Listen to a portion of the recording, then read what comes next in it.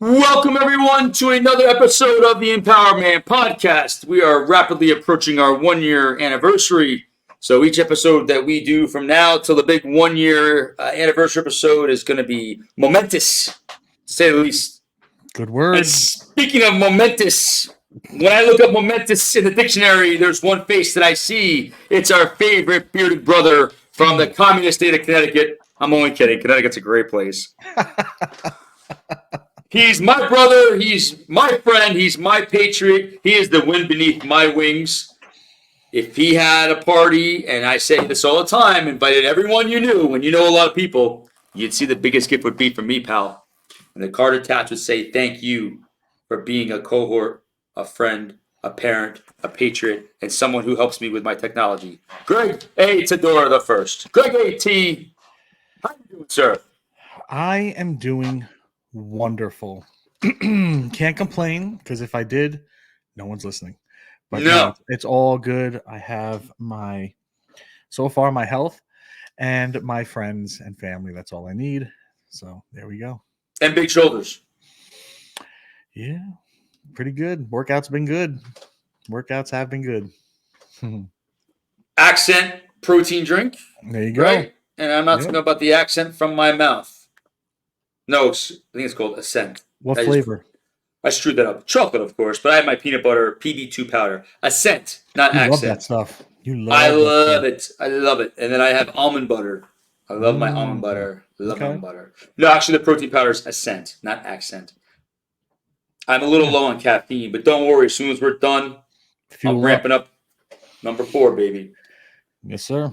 And as customary, we want to thank our policemen and women, our firemen and women, our first responders, our EMTs. Thank you all for keeping our municipalities locally and abroad safe and sound. We love you.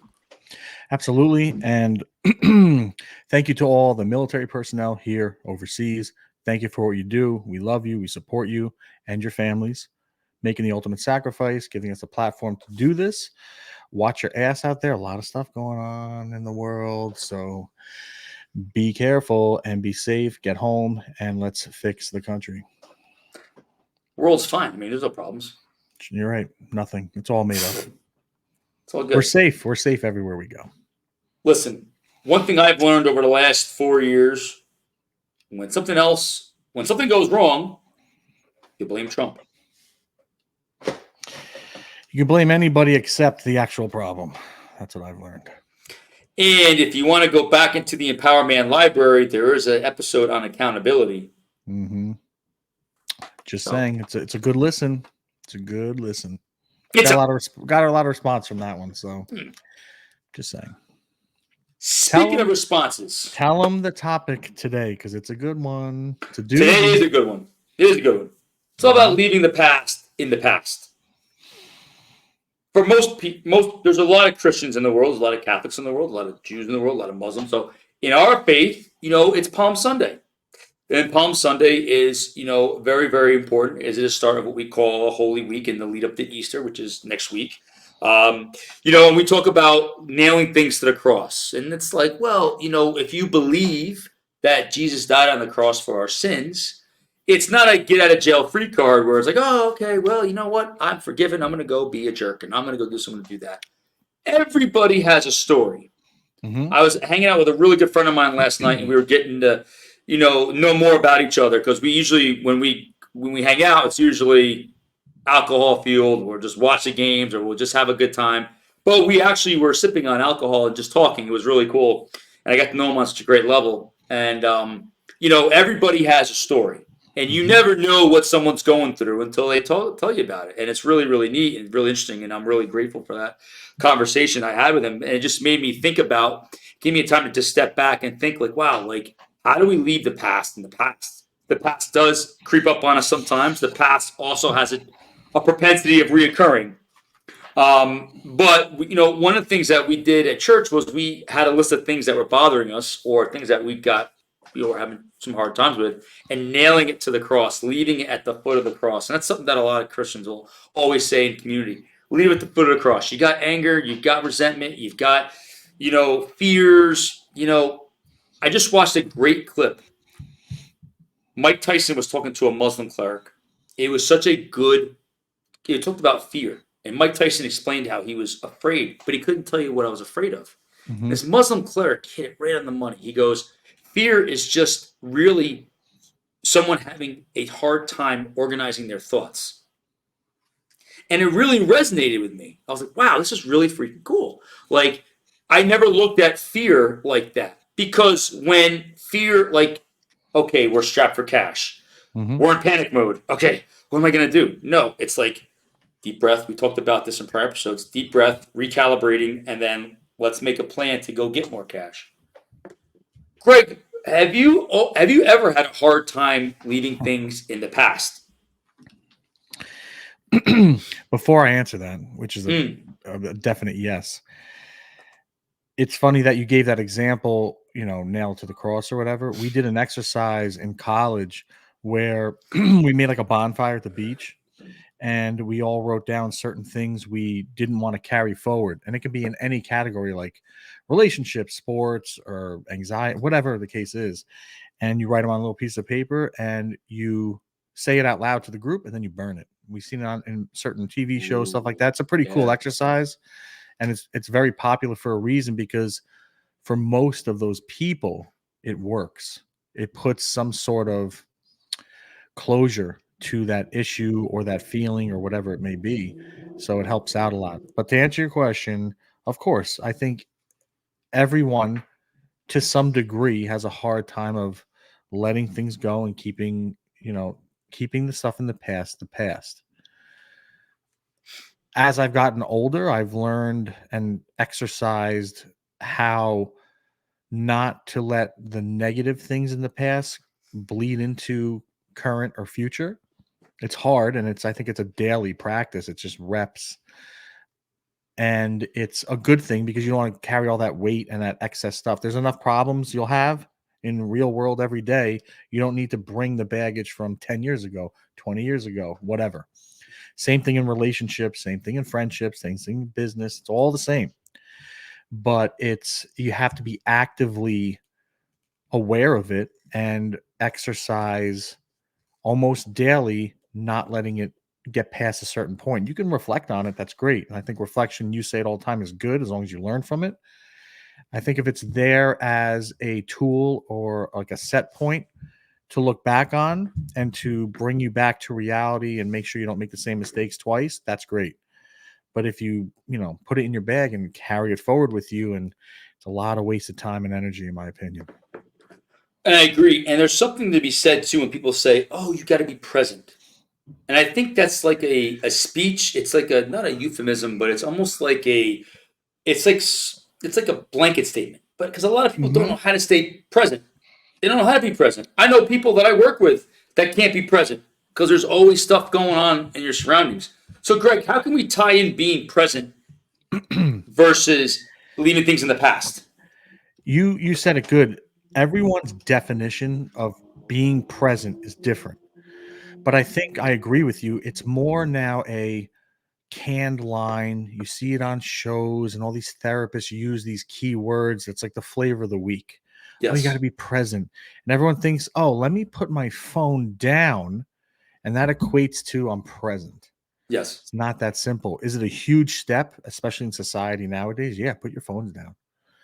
But there's a difference between putting your phone down and being like knee and elbow deep in whatever situation, whatever people you're around, the awareness, the conversation. That's to me is being present, not just putting your phone down. Or some people equate being present just physically there. Like, oh, I'm in the room. That's not Right. even close to being present. I don't care how you debate that. That's not being present. You're physically there. But if you're with your family, let's just say, and you're on your phone all the time, how are you defining that as being present? Because I don't think you are. And then put the phone down example. Okay, I'm not on my phone, but are you engaging? Are you listening, active listening? Are you participating? Then it gets into are you being present or not without the phone? And everyone has their different definitions, and you can't make somebody think something they're not, unfortunately. But there are different ways to be present, and you just want to align yourselves with people that agree with the same meaning of the word as you. Like when you and I hang out, like you live in Florida, I live in Connecticut, but when I'm down, for the most part, we're present. We're not on our phones, and we don't have to be on our phones. We don't care, and we are there together, engaging. So when we're out to dinner, we're present. That's in my opinion, that's the definition. We're not like off in space, because what's the point? Like physically, we're there, but if we're not connected at all, then what's the point? It's like being in a meaningless relationship. It's just a hollow body. There's no That's it. soul. There's no spirit there. Yep. You can insert anything or anybody. It's the same thing. It's so hollow. It's a great way to put it. And I think when we leave things in the past, it can be hard, especially, we talked about being jaded as a good thing, but it can also be a detriment Yep. because you're going to bring that into your next encounter. Let's Yeah. just say you meet somebody, and I think one of the things that, when we at church today, we were able to, write down things and nail them to the cross and just leave Mhm. it there. And some type of practice like that, whether it's like, every time, I did this for years when I took a shower. It's like you're washing away all the shame and the guilt and everything because, water is such a natural flow and there's a parallel with baptism and you're just being renewed. Think about it, when you take a shower, you always feel good. You always feel refreshed because you're dirty and now you're cleansing yourself of all the crap on your skin. The skin's the largest organ in the body. So when we talk about leaving stuff in the past, you mentioned the crumple technique, with the paper, mentioning it out loud And burning it. Yeah. and burning it. But what do you think is the biggest obstacle for people to leave things in the past? What's the biggest hurdle people think have to overcome to leave that past judgment or choice or attitude in the past? It's their own mental mindset. It's their ability to like deconstruct it and then acknowledge it, learn from it, and move on. Some people could do that. And I believe you can be taught it and practice. You don't have to have this. Some people have it naturally. Some people don't have it naturally, but those people can still learn it, I think, and be able to practice it. So I just think it's all in your head. It's nothing tangible you could touch. I think you have to be mentally strong enough to be able to do that. Now, mentally strong is a whole other category conversation because now you're talking into confidence, self-worth, self-awareness, moral compass, our core value. There's so many layers to that. Right. But I think if you have a strong mindset, whether it's natural or you build it up, you'll have the ability to do that. But I think it's hard for a lot of people because they don't want to. You always say this, everyone wants that instant satisfaction. They want that instant result right away. If you don't have it naturally, it's not going to be instant. And some people don't have that ability to just the past is in the past. And you all right, you're in a relationship and it went bad, or you're in a bad relationship. You got to leave it there. What are your options? Leave it there, or the only other option is bring it forward. If you bring it forward, number one, what good is that to you? Nothing. What good is that to the potential new person you're going to meet? Because they're fucked right out of the gate because you're already looking at them through a different lens, not an open, new, fresh lens. You're carrying this horrible relationship you were in, and you're now lumping them in right out of the gate, not giving them a chance. We've been on the receiving end of that also, and that sucks. And you don't have a chance in hell because that person can't decipher between the two and separate. Yeah. And I think people are afraid to let go. And if Yeah. our listeners out there, you want to talk more about letting go or hear more about our perspectives on letting go back and listen to some of our old episodes because we Yeah. mentioned a lot of great um, viewpoints about letting go. But I think Mhm. a lot of people are afraid to let go of the past because they don't know what the future is going to hold. It's Yeah. kind of reminiscent about the election back in 2016. A lot of people I know voted for Hillary because it was the devil you know versus the devil you don't know. But sometimes the devil you don't know might be greater than the devil you know. might be better. So it's Mhm. like, hey, and that's the thing you try to tell people or encourage them that, the future is what you make of it. There's a wide open blank canvas if you just allow yourself to expose yourself to that canvas. Yeah. We can't always look at one thing in a certain, code. Life is abstract. And the more abstractions we have, the better perspective we're going to gain. Yeah. So I feel that people are afraid to let go because they don't want to let go, but they're afraid to let go because of the unknown. And we have to really embrace the unknown. And I feel that's really a part of letting go. It's a part of nailing your stuff to the cross, is letting that go. Like, look, being Christian, you know this, I screw up all the time. And I continue to screw up. And I'm going to continue to screw up going forward. Things that I've done in the past, I don't really do as much anymore. I'm not saying I Mhm. don't do it, but I'm saying that I don't. And I'm hoping that one day, if I keep plugging away at it, that it's just going to Yeah. absolve itself Mhm. because I've been able to, like you said, the reps and everything else like Yeah. that. So, and just leaving that at the foot of the cross, leaving the past in the past. Greg, let me ask you a question.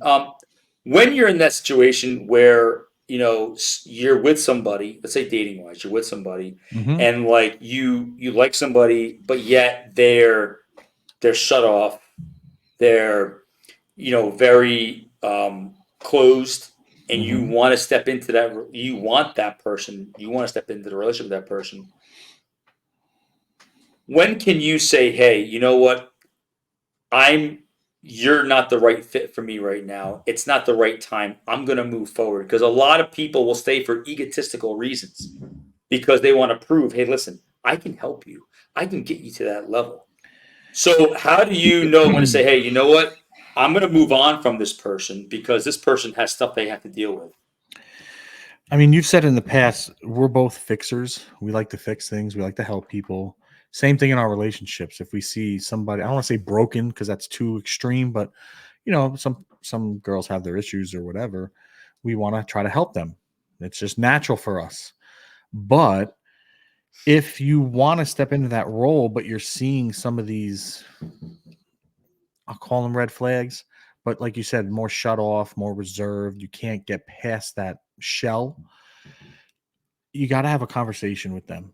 And where you can't make somebody be brutally honest, but at least you can control yourself and you can be brutally honest.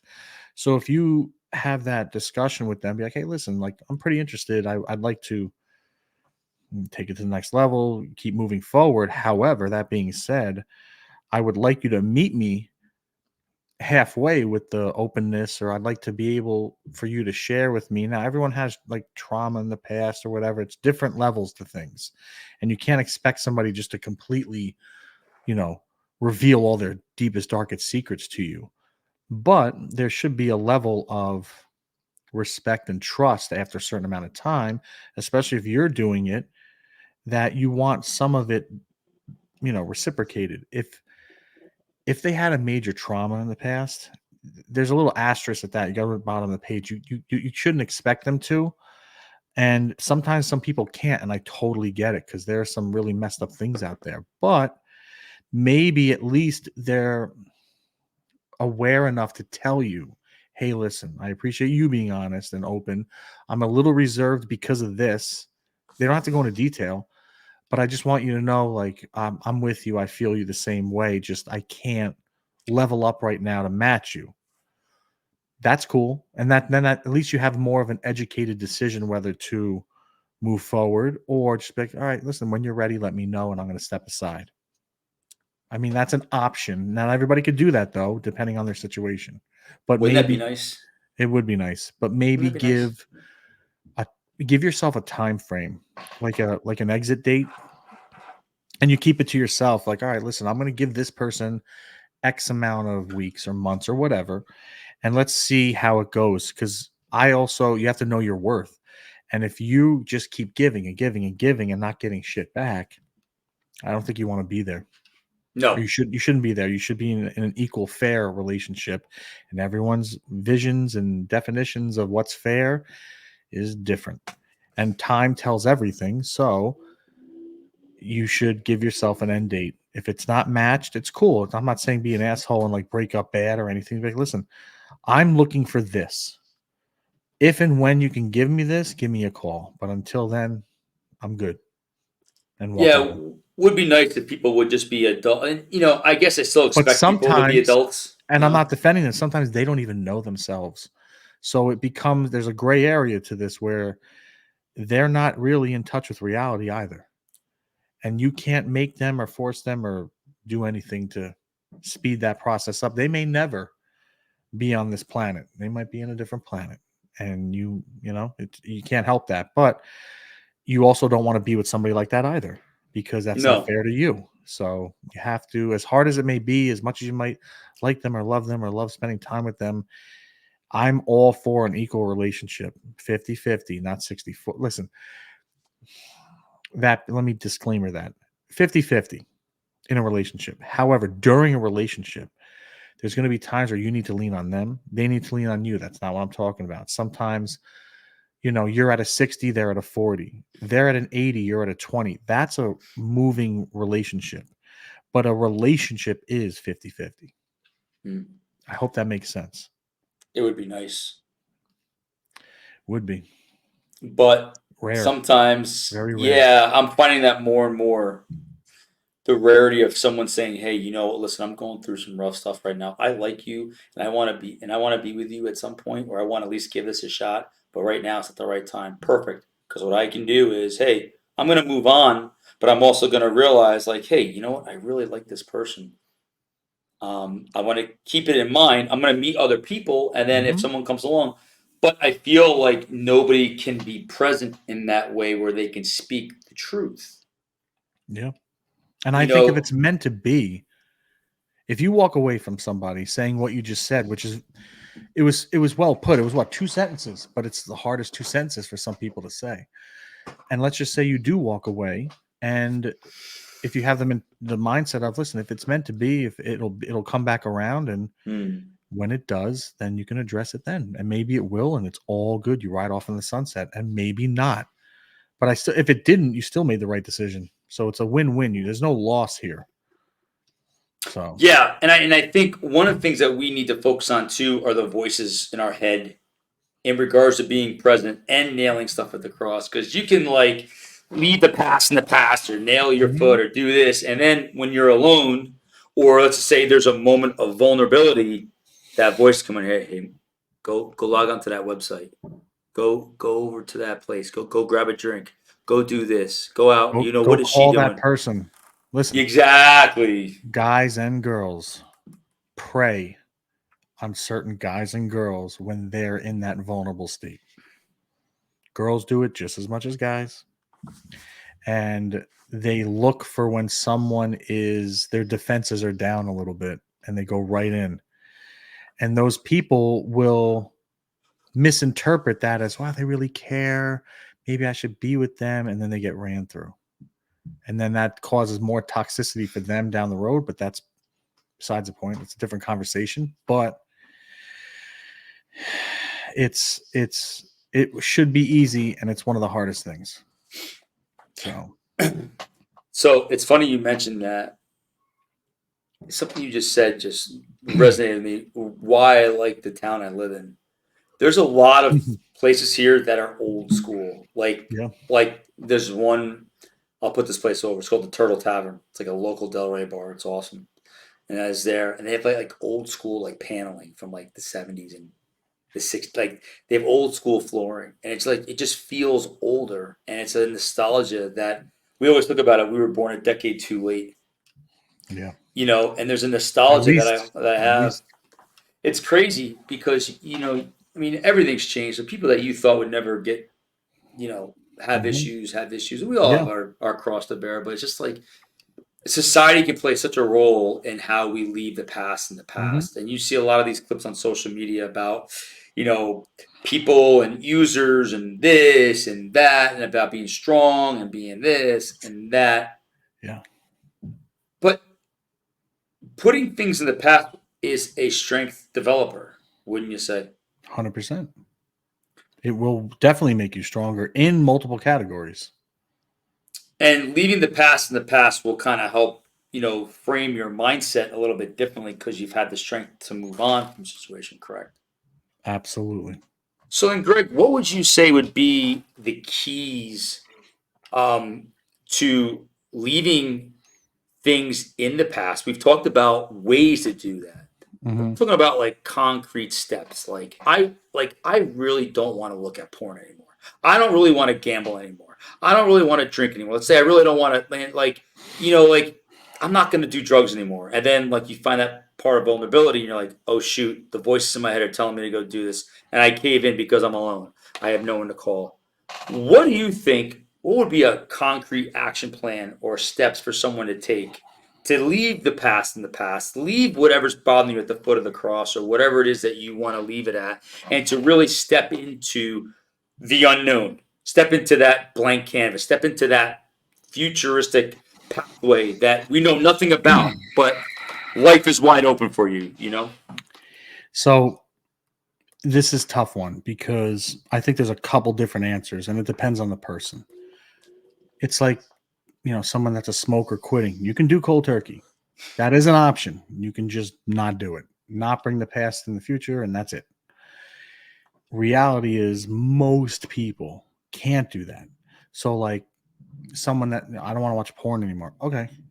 There's also outriggers or outliers. How much do you watch porn? Okay. Is it a big amount? Cold turkey probably won't work. But maybe you can start setting small goals. Like, I'll look at it 5 times this week. I don't know. I'm just using an example. Right. One time a day. Okay. And then it becomes like for someone, I guess, I don't know, maybe it's a battle or a struggle for that, but that's fine. And maybe they hit that goal. Okay. Then maybe go down to 3. Like baby steps. And then eventually you see that you don't need it or you don't have to do it as much as you did. And you fill the time doing more constructive things or another hobby or just something else. And I think it could be said for any other problem or goal that somebody wants to not do. If you said porn or like drug, it's like everything. You can't. It's like when the agents used to come in because we would have goal setting for the year. You work backwards from what your goal is, and we have quarterly goals, and then weekly, monthly goals, weekly goals. Mm. If someone sits down with me, they're new to the business. I want to make $5 million this year. Great. I hope you do. It's not going to happen. There's a 99.9% chance that won't happen. But that's fine. It's the same thing. You can't sometimes for certain people's addictions or problems, you can't go cold turkey. It's too big of an ask for what they're used to in their day-to-day routine. So you just start small and take bites off. Surround yourself with better people. Maybe don't engage in activities will, I hate using this word, trigger that. And it's all this are conscious efforts. So that's what I'm saying. These are the reps that I'm always talking about. And you're always saying you have to actively do this. So if like we know a lot of girls that date the same fucking type of guys, and it always ends up the same thing, same problem, same guy. It's like, listen, you just insert name because it's the same type of guy. He usually has the same job and same shit, and it's always a mess. Change the formula and make a conscious effort not to date somebody like that. If you're seeing the same red flags, if you can reflect back and see all the same red flags, the next time you see that red flag, why are you moving forward? Stop. Maybe end it right there. Try again. You see it again, stop it, try again. Eventually you'll find somebody that doesn't have that red flag. Now take it a little bit farther with that person. But I think it's you got to set realistic goals with stuff like that. People have a hard time, and I used to have a really hard time leaving things in the past. I'm getting better at it. I'm not great at it, but I'm definitely getting better because I know what I want more, and I know what I don't want in my life, and I know I don't want any extra baggage. I got enough of my own. I don't want anybody else's. Right. So I'm leaving that shit at the door. Yeah. And I'll add on to it too. I think people need a lifeline. Like life alert. You're in trouble, you hit the button, you got help's on the way. I think you got to have a friend you can call, a community you can join, like, Yep. with pornography, gambling, alcohol. Anything. There's Anything. usually like a hotline, or there's advocate groups out there that will help you just to like talk through. And Mhm. I think once you are able to recognize, like, okay, the voices are coming to me, let me get out of isolation. Like, you have to force Yeah. yourself. It's funny Mhm. when we see people from our past, like whether it's like an ex girlfriend, and you see, hey, like I've ran people in the past, hey, good to see you, genuinely, hey, great seeing you. And then I think to myself, thank God I dodged a bullet. Oh, hell Thank yeah. God.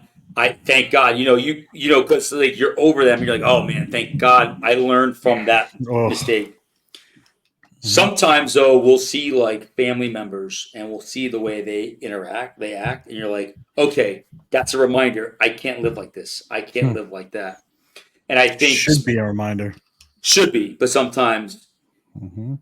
things happen. And I think for those that are isolated, I think since we all know since COVID, people have been more isolated. The incidence of loneliness. There was a preacher at my church, a pastor at my church last week gave it was like a 45% people are just like lonely.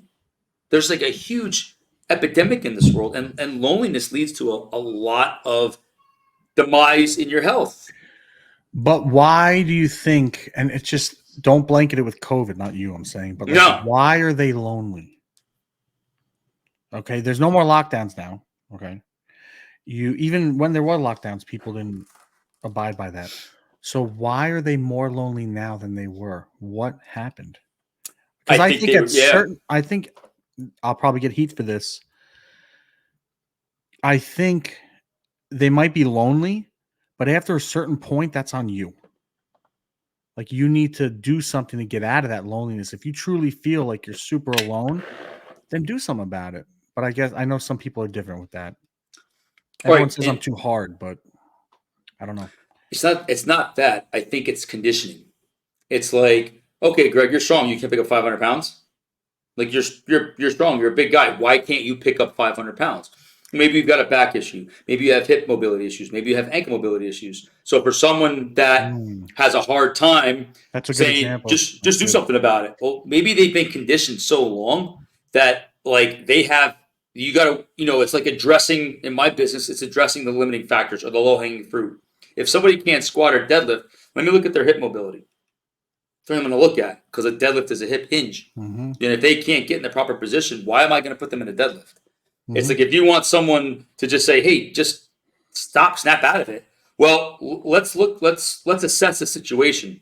Why are they in the situation in the first place? Oh, okay. They've had 25 years of conditioning of not feeling good enough, not feeling this. You have to get them to feel first. You got to get those muscles activated so that they can actually move efficiently.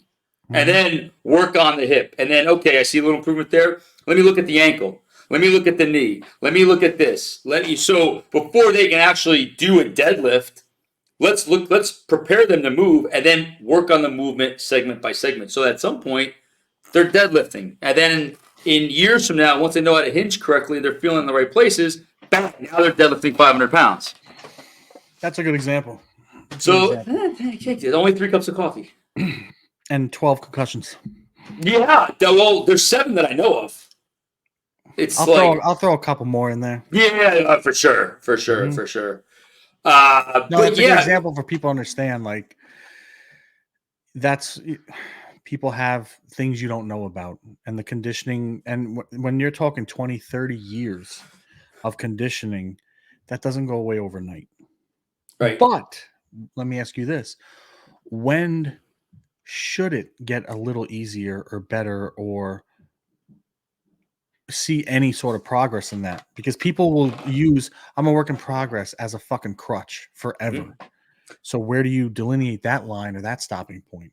I am so glad you asked that question, because, like I tell people that I work with, the efficacy of any strength and conditioning program, any type of human performance program, is what you do outside of the session. It's Mhm. called putting in the work.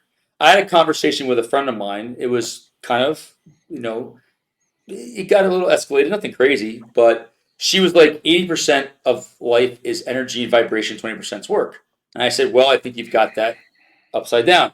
I think 80% is work and 20% is vibration. You can put the energy out there that you want to change, but if you're not taking actionable steps and waiting for it to come, then I mean, I can hang out with a bunch of like all my friends. Most of my friends down here do CrossFit. Am I doing muscle ups yet? No, Mm, because I got to work on my shoulder mobility. I got to work on this. I got to work on that. So I'm around that because that gives me a goal. Like if I'm around mhm. wealthy people, that's a Yeah. goal. Like I'm Yeah. lucky to know a lot of wealthy people. Is it a Hmm. goal? Yeah. Who doesn't want to be wealthy? I don't want a lot of wealth. Wealth to me can be like is a pie of different things. It's family, it's friends, it's health. It's so I think if you have a healthy dose of a pie, that makes you wealthy. Because we've seen people, you take away their money, what do they have? We It's know not a a lot lot of of wealth. people that have a ton of money and they're miserable. Miserable. Miserable. They are there. Maybe they're bad health. So wealth means a lot of things to a lot, just like love or any, like you mentioned earlier. Like what these things means to different people. But if you or have been conditioned to something, and you it's not like you said, it's not a crutch. It can help explain. It's the Yeah. causation, big word, causation. It can be the causation of what's going on in your life right now. But if you're not working with, let's just say, you're going to do these exercises twice a week with a coach, or you're going to do this. Okay, well then how am I going to supplement the 5 other days? Yeah. You know what I And mean? now you get into good coaches versus bad coaches. Exactly. And Because everybody's a coach now. a great coach will say, my goal is for you never have to talk to me again because I've equipped you with everything and you're good to go. You should not be with me forever. I've heard that from like great therapists. They're like, I don't want to work with you forever. I want to Yeah. work with you until you have enough tools that you can figure out or adapt to whatever issues you have on your own. That's a great one, in my opinion. Not just people that just see you as a meal ticket, which we know plenty of those too. They see somebody walking through the door, they're like, yes, here's my boat, here's my second home, because they're just going to string you along and use all the mainstream bullshit words, flavor of the week, which we see on social media all the time. It changes every like month and a half, and that's what everyone uses. So, Yeah. And I think a good coach will inspire and motivate you. That's what really they do. But there's also a coach always has a plan, a strategy. It's it's the little things. It's the little things. Like I had a conversation, and there's a guy I wrestled with, and he's just a tremendous talent. And what makes him a tremendous talent, obviously, he's got the look, he's got the skills, but he does the little things in the ring that make the presentation so much better. It's things that you can't teach. He has yeah. natural instincts, but he does those little things. And I think, if you're able to take something like, okay, I want to leave gambling in the past, or I want to leave drug addiction in the past. All Hmm. right. So I'm going to go to, AA meetings. Great. Now, what are you doing on those off days? Are you exercising? Are you eating right? Are you sleeping? I'm going to read a book. You got to I'm going to fill do those this. voids. Like you said earlier, but you've got to take action. You can't just depend on the AA meetings to be your only source. I'm not a qualified, therapist in this situation. I'm just saying, I'm using that as an example. Hmm. Like, you have to do. You can't just see a coach twice a week and like, okay, he has a magic wand. Nobody has a magic wand. No therapist, no doctor. If a doctor tells you, gee, you should really quit smoking because if you don't, you're going to get cancer. Okay, great. Well, I know my doctor can give me an inhaler so I can breathe better. But what am I doing on my own? Am I cutting back from a pack a day to 10 pack to 10 cigarettes? Am I taking those actionable steps? And that's where people miss the ball. Yeah. They don't take the action. The action, and you always say this, the actions don't really align with the words. Usually never do. Everyone could talk a great game. And then when it comes down to execution, they suck. Yeah. So it's leaving the path like somebody as qualified as a coach as you. Like you do that in business. I want to make $1 million a year, but I just can't rely on Greg to make it for me. Listen, You could. you're exactly right. I wouldn't have the coaching business if that was the case. It's, I can literally give you all the tools to make a shit ton of money in real estate. I can't do it for you. I can't. So I can, if you want to make more, okay, here's a whole bunch of things to make more. Well, let's revisit this in 3 months and then in another 3 months, quarterly. And you hit that half a year mark and you pull up their numbers and they didn't bump up at all.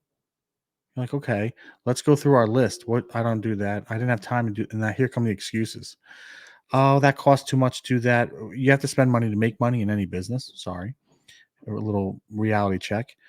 So we had a whole plan, and you've done one thing on it, but you expect to double your money.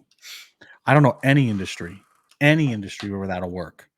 However, they're quick to point out, well, so and so is killing it. Glad you brought that person up because I already asked them if I can share their stuff with you. I'll pull it up and I'll pull their list up.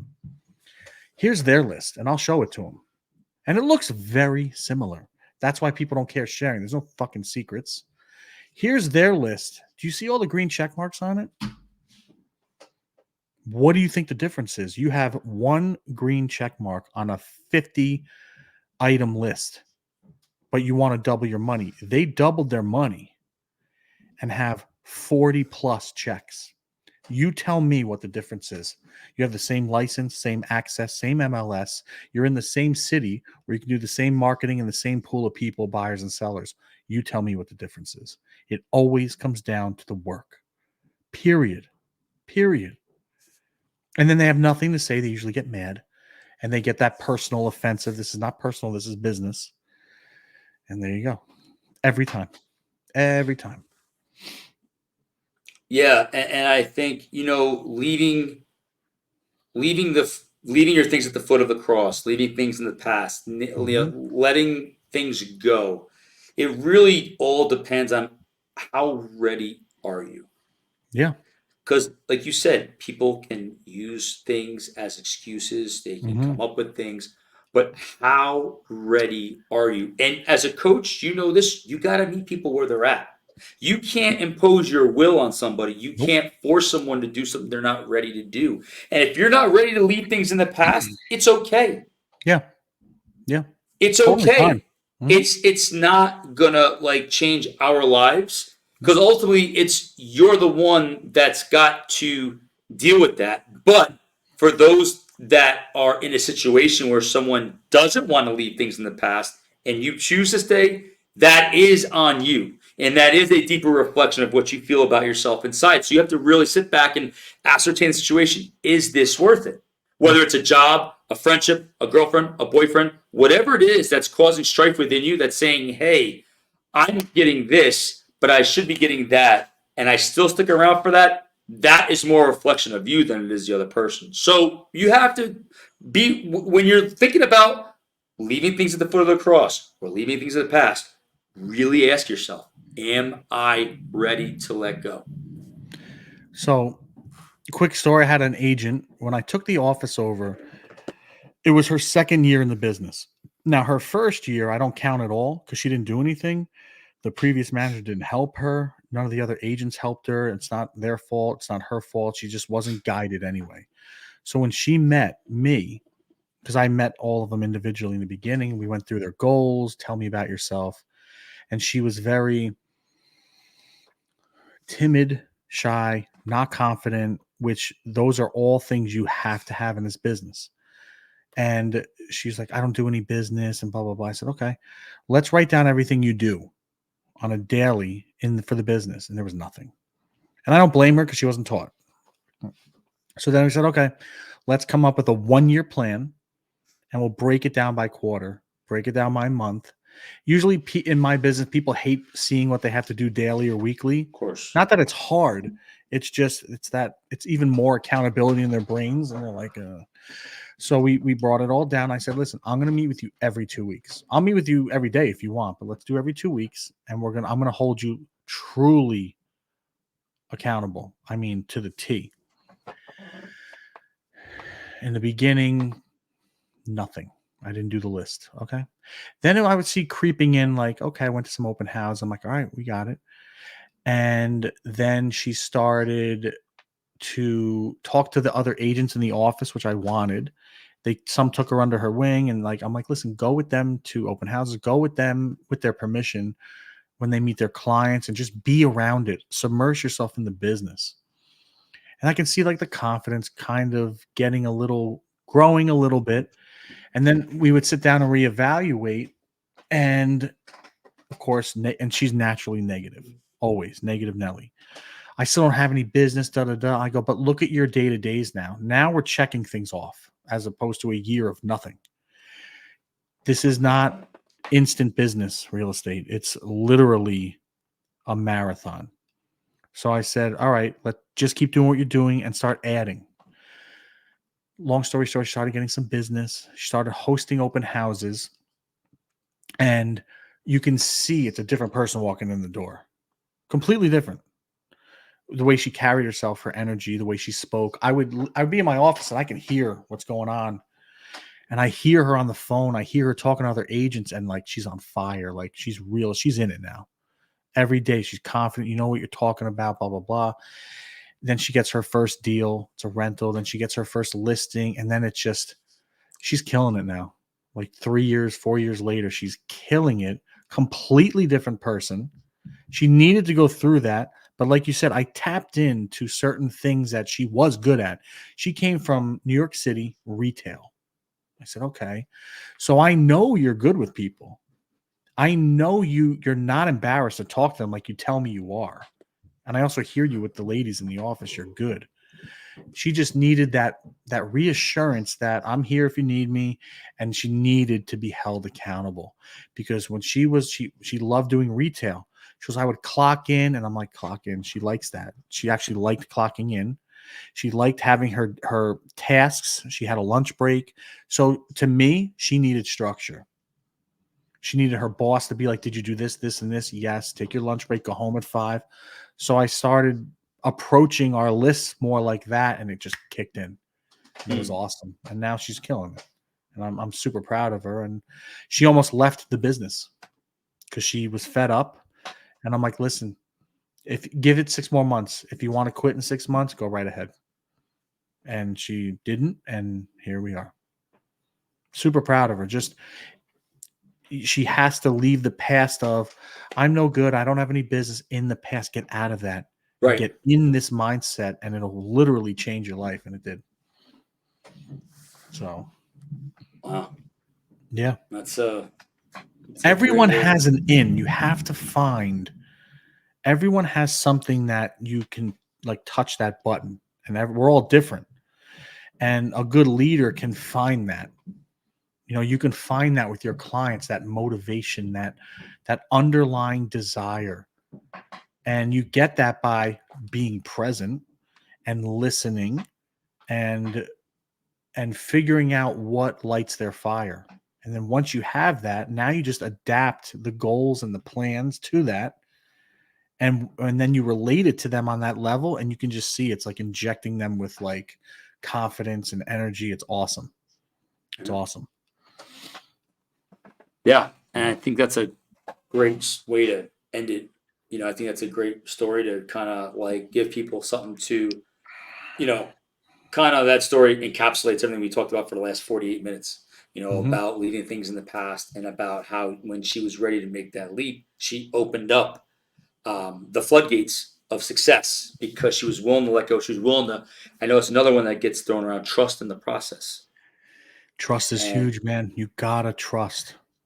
I'm like, I kept telling her, I'm like, I'm here for a reason. Trust me. It will work. Trust me. If it doesn't, curse me out, quit, do whatever you want to do. I'll take it. Trust the process. Trust me. Listen, I could fire you. I have full faith in you. I have zero doubt you'll crush. I just tell her all the time. She would come in my office like depressed, crying every other week, literally. There'd be some days, like 3 days would go by, she's in my office, and I had to pep her up. That's just the type of person she was. I'm like, I don't have to do this. I have full confidence in your abilities. I know you'll be a killer. I know it. It's just up to you when you're ready to step into that. I go, I don't say this to everybody. I mean, you've seen me fire people before that suck and that don't have it.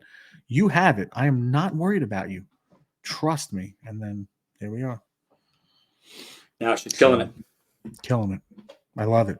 Killing it. That And makes me happy.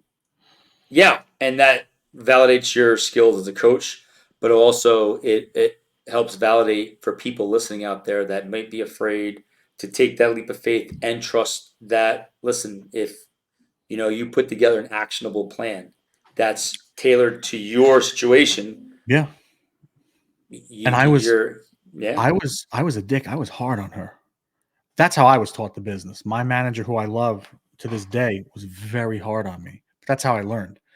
I was hard on her to the point where she's like, "Wow, you're so mean." I'm like, "I'm not mean, but I'm not doing it for you. Like, you have to learn your paperwork. You have to learn the systems.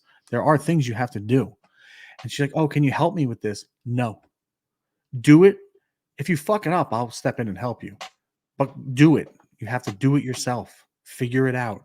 And she'll tell anybody now how glad she was on how hard I was on her. Because now she's like a well-oiled machine. I mean, I was hard on her. Like, she would cry sometimes. I'm like, I'm not fucking helping you. Figure it out. Go to the town, figure it out. Go talk to an attorney. I knew the answer. I could answer in 2 seconds and she could move on with her paperwork. I wouldn't do it because she had to learn. But now she's teaching other agents and helping them. That's the best reward, in my opinion. She is strong and she's good to go. I love that. I love that. You got to be hard on people sometimes. Yeah, it's about reading the room too, because like you said, Yeah, the approach, it may not work for everyone, but as long as you know how to read a room, you can feel the temperature and the energy of of course. people, Of course. and up, making her on camera debut, Hey, there she is. Hey. the love of my life. All right, you little creep. So, like, I was super hard on her, and I overheard her sometimes, some of the newer agents, like, wow, Greg's so hard. She's like, be grateful he is. Because that's what got me here. Like, if he wasn't, I probably wouldn't even be in the business right now. I'd be back in retail or doing whatever. She's like, thank God he's hard on you like that. It's just for a reason. It's not just to be a dick. It's not just to bust balls. It's to help you grow. And some people need that. So, We all need a kick in the butt sometimes. yes, we do. We all need a Yes, kick in we the butt do. sometimes. Yep. But Greg and T, this was an awesome episode. Yeah. Really good stuff. For things that for people that have issues that want to leave things in the past that may have a hard time doing that, or whatever people are dealing with. We gave some real actionable examples, some great actionable steps on Yeah. how to leave that in the past. And of course, if you have stuff that's more severe, seek a professional. We're just Totally. two guys. We're just two guys starting a conversation, invoking Yeah. some ideas, inspiring people, hopefully Yeah. inspiring people to make that change. And if But you want to just break it down super simple, I'm not talking the trauma, like you just said, the real bad shit. I'm talking if you have a not so good past, why would you even want to bring it in the future? Everyone's like, oh, I want to better my life, and you want things better, right? Then just break it down like this. Why would I even want to bring that in the future? right, That's simple. And if you don't, then be tough on yourself and don't do it. right, Don't bring it in. Don't let it creep in. right. So that's it. Sounds good, man. Well, Mhm. Greggy T, I'm going to sign off here from the free state of Florida. Mhm. Comrade, I don't even know who your governor is. I mean, not that I really care. It's not Murphy, right? No, Murphy's New Jersey. I It's see not. his face. He's such a dork. It's not Gavin Newsom. So No, I forgot what his name. I see it. He's a silly looking man. he's just remember Gavin's 1 foot away from the White House, pal. And we still have April 1st is what, 2 weeks. Yeah. And we are we're in for some fun what, 7 more months, 8 more months. You see what happened in Russia? I heard. A friend of mine sent me the video, like the real video. Bad, man. It was bad. Just remember, it's Trump's fault. All I know is I hope those boys in the Wagner group catch up with those people. Shout out to those guys, by the way. Wagner They are Group. legit. Legit boys. Yeah, oh yeah. Oh yeah. Don't fuck with them. Anyway. That sounds yeah. Have a Sounds great good. rest of your Saturday. Yeah. Yeah. Mm-hmm. And I will we will see you all next week from the free state of Florida. God bless you all. Next week's Easter, right? Next week is Easter. Easter episode, sir. I like it. Enjoy, everybody. Be safe. All right. America first.